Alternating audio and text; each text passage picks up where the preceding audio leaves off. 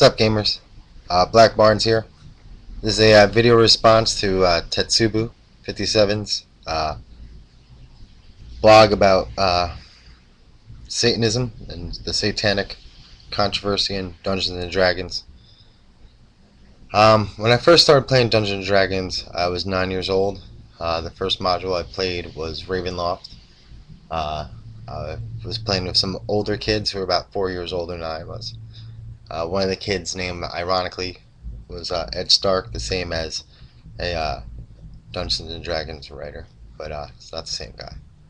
I was raised in a Roman Catholic family. My mother was very liberal. I never really knew my father, and I spent a lot of time with my grandparents, and they were both from Ireland, and they were Roman Catholic, Irish Catholic, and I remember becoming very involved into Dungeons and Dragons at school because it did grab my imagination.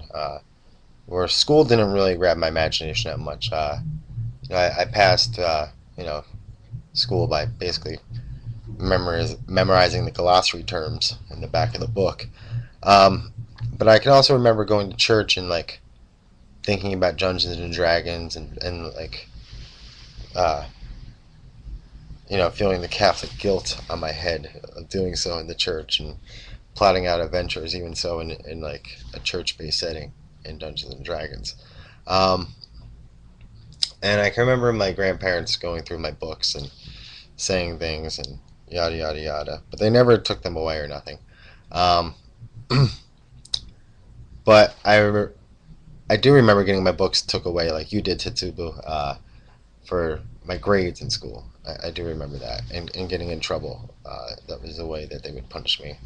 That was effective. And like you, I was always drawn to fantasy. I didn't really care for reality unless it was history. I enjoyed history a lot. But it didn't really affect me all that much. I knew the difference between role-playing and reality and didn't really blend them, and my parental units weren't that overbearing where they didn't trust me not knowing what I was doing and believed me that it wasn't evil and satanic and stuff. Though sure, some of that imagery is there, but they never questioned me playing Axis and Allies, which is a game about World War II where you control world power and you send troops off to die to kill other troops and conquer other lands. Not a problem with that, but the question did arise slightly about Axis and Allies. I mean, slightly about Dungeons and Dragons, excuse me. And then they took devils and demons out of, I think it was first edition or second edition, and they changed them to Tanari. Remember that? I think that was second edition. And then in third edition, they didn't really give us the archdemons or devils until this. And this was the last book they did for third edition. So they gave you the archdevils, and then they quickly walked away from it, saying, hey, it's a different game. It's a different game. Come on. We got 3.5 now. This is 3.0. We're playing 3.5 now. So publicly, they could have walked away from it.